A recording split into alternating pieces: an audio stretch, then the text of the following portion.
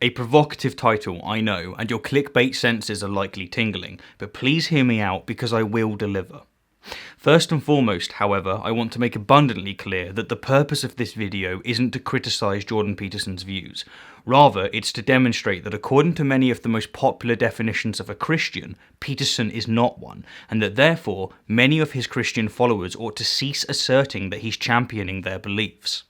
If you think, for example, that Peterson is a theist, that is, that he believes that a literal, supernatural, conscious being called God exists, then I've got news for you, bucko.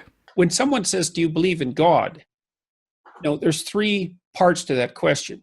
The first question is, who is the you to which they are referring? The second is, what do you mean by belief? The third is, what do you mean by God? And people might say, well, I don't believe in God. It's like, well, it depends on what you mean. The Greeks thought we were the playthings of the gods because we serve lust, we serve thirst, we serve hunger, we serve rage, and those things all transcend us. So that's why they were gods. Rage, that's the war god. Well, why is it a god? Well, it exists forever. It exists in all people. It takes them over and directs their behavior. It's a god. Well, you can quibble about the details. No, it's not a god. Okay, fine. It's a psychological force. Now, I feel pretty dirty making this video because who am I to say what people are and are not? It honestly feels aggressive, but it's not. Simply explaining why someone does or does not fit a definition is not inherently aggressive, and even if it was, then it's not like Peterson is dirt-free. Indeed, one of the reasons for his prominence is precisely due to him telling people, rightfully, in my opinion, that they are male or female according to the biological definition of sex. What's more, and not so right in my opinion, is that he stated that Richard Dawkins isn't a Darwinian, according to a definition that Peterson has essentially made up. So I don't think Dawkins is a Darwinian, I think he's a Newtonian, because he believes that there is truth. And that Sam Harris is a Christian, which is just perfect considering the title of this video. You can't be a non-believer in your action, you see, because Harris's metaphysics is fundamentally Christian. So he acts out a Christian metaphysics, but he says, well, I don't believe it. It's like, well, yeah, you do, because you're acting it out. You just say you don't believe it.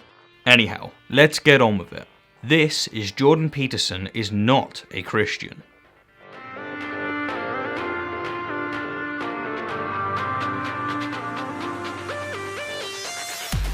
In 1953, Bertrand Russell, in reply to being asked, can an agnostic be a Christian, remarked that if you mean by a Christian a man who loves his neighbour, who has wide sympathy with suffering, and who ardently desires a world freed from the cruelties and abominations which at present disfigure it, then, certainly, you will be justified in calling me a Christian. He then, however, among many other objections, went on to say that I think also that all who called themselves Christian in an earlier time, and a great majority of those who do so at the present day, would consider that belief in God and immortality is essential to a Christian, and that on these grounds I should not call myself a Christian and should say that an agnostic cannot be a Christian.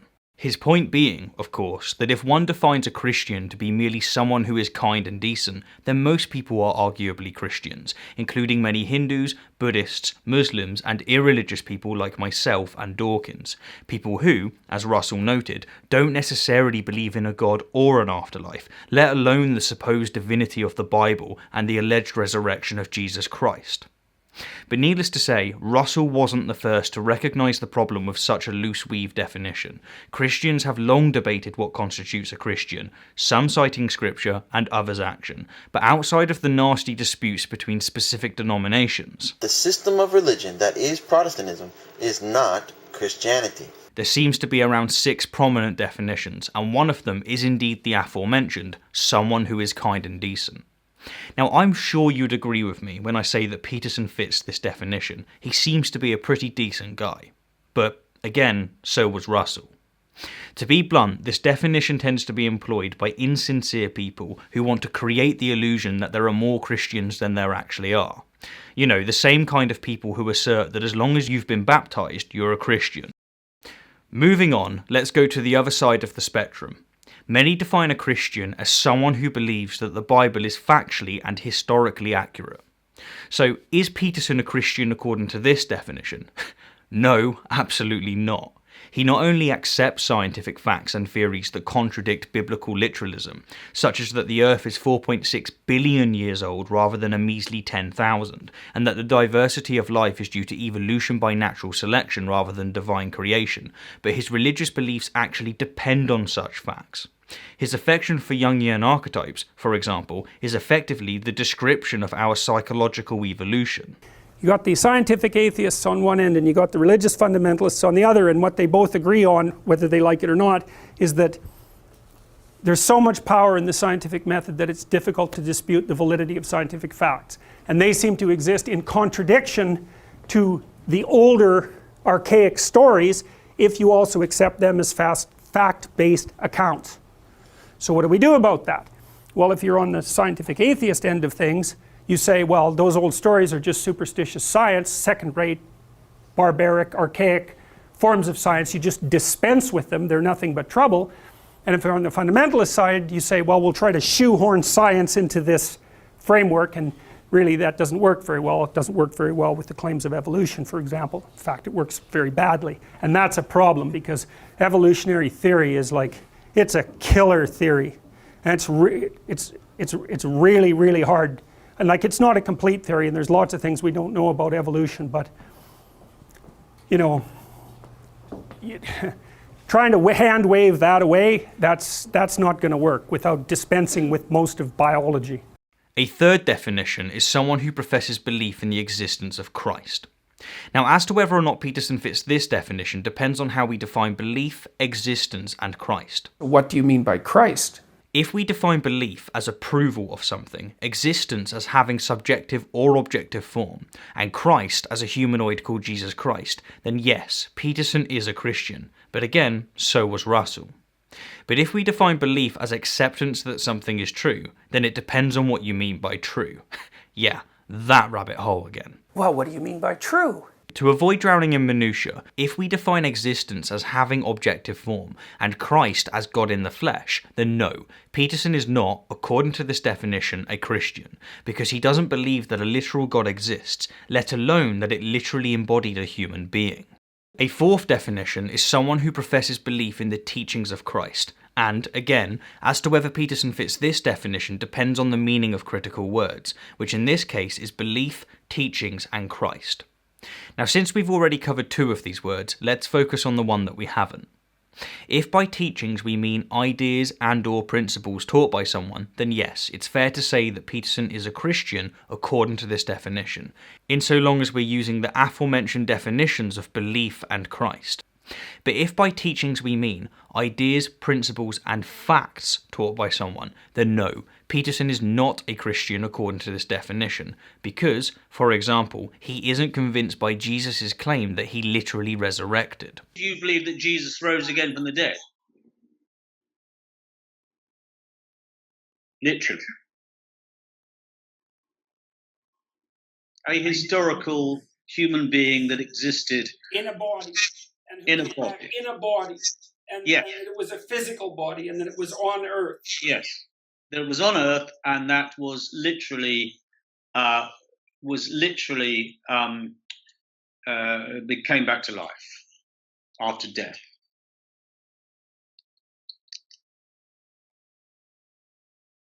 I would say that at the moment I'm agnostic about that issue. A fifth definition, as sourced from Acts 11:26, is someone whose behaviour, activity, and speech are like Christ. Now, I personally think that it's fair to say that Peterson is indeed a Christian according to this definition, because he has, on multiple occasions, expressed his admiration for Christ and that he tries to emulate him. However, with this said, I personally think that this is a definition of a cultural Christian, because, like Russell, I think that at the very least one must believe in the existence of a literal God and a literal afterlife to be a Christian. And this actually brings us perfectly to a sixth definition, and what I would argue is perhaps the most accurate. Someone who believes in the teachings of Christ, his death on the cross, and his resurrection. A true Christian is a person who has put faith and trust in the person and work of Jesus Christ, including his death on the cross as payment for sins and his resurrection on the third day. Christianity is a relationship based upon the merits of Jesus Christ, who died on the cross for our sins, rose again from the grave, and he invites you to know him personally. So, is Peterson a Christian according to this definition? Well, it depends on what you mean by death and resurrection. If by death you mean the end of something, and by resurrection you mean the revitalization of something, then yes, Peterson is, according to this definition, a Christian. But then again, so is Russell, and so too is anyone who believes in the teachings of Christ. When you make an error, some part of you has to go. That's a sacrifice. You have to let it go. Sometimes it's a big part of you. Sometimes it can be such a big part of you that you actually die. Right, instead of dying and being reborn. But if by death you mean the cessation of all biological functions, by resurrection you mean the reactivation of all biological functions, and by 3 days you mean literally 72 hours, then no, Peterson is not a Christian according to this definition, because while he's convinced that a human called Jesus probably existed, again, he's not convinced that this human literally resurrected. He's agnostic. Did his body resurrect? I don't know. I don't know. Now, I'm sure that by now you get my point, and hopefully you appreciate the reason why I find it of such importance. But to make it all the more clearer, here are just a few traditional Christian views that Peterson does not evidently hold, views that most Christians would consider to be of absolute necessity to even be considered a Christian. 1. That a God, as defined as a literal supernatural conscious being, literally exists. 2. That this God consciously and literally created the universe. 3. That this God literally created humans in their current form. 4. That original sin, as described in Genesis, literally exists. 5. That a literal man called Jesus literally resurrected after literally 3 days. 6. That our consciousness literally continues to exist after our death. And 7. That we will, as conscious agents, receive punishment or reward after our literal death. Now, if by any chance you're irritated by how many times I've just used the word literal, then know that I am too, but I had to. It's simply the case that when it comes to Peterson's religious beliefs, unless one is extremely precise with their words, Peterson answers as if they're speaking metaphorically, and it seems like he's counting on them not realizing this. Because when people do realize it, and sufficiently press him, he shuts the conversation down. So people often ask me, do you believe in God? Which I don't like that question. First of all, it's an attempt to box me in a sense. And the reason that it's an attempt to box me in is because the question is asked so that I can be firmly placed on one side of a binary argument. No, Peterson, people are not trying to box you in. I just want to know what you literally believe rather than the vague, metaphorical, contradicting nonsense that you tend to spew. I've said this before and I'll say it again. You are incredibly precise and in fact brilliant in many areas, but when it comes to religion you're the opposite. You're vague and arguably deceptive, and those of us who are paying attention can indeed see it. When I ask someone if they believe in a God and they answer yes, the only box I put them in is the theist box because that's all I can ascertain from the question. From there, I can, and do, ask them what they mean by God, belief, faith, and, need be, truth and reality. Look, to get back on track, this video isn't meant as a dig at Peterson and his views. It's meant as a dig at Christians not paying attention to what Peterson is saying. The primary point I want to convey is that for all intent and purposes, Peterson is an atheist who just so happens to personally find immense value in Christian myths/archetypes. He, like Dawkins, doesn't believe in the literal existence of a God, the literal resurrection of a humanoid called Jesus Christ, or that our consciousness will continue to exist after our literal death. If you can call such a person a Christian, then yes, Peterson is one, but arguably, so is Russell. Anyhow, as always, thank you kindly for the view, and an extra special thank you to my wonderful patrons and those of you who have donated via PayPal. Oh, and on the note of Patreon, in celebration of hitting a milestone, thank you by the way, I will be presenting several potential video series for you all to vote on soon, and whichever gets the highest vote will indeed become a reality, and so be sure to stay tuned. Until next time, my fellow apes, until next time.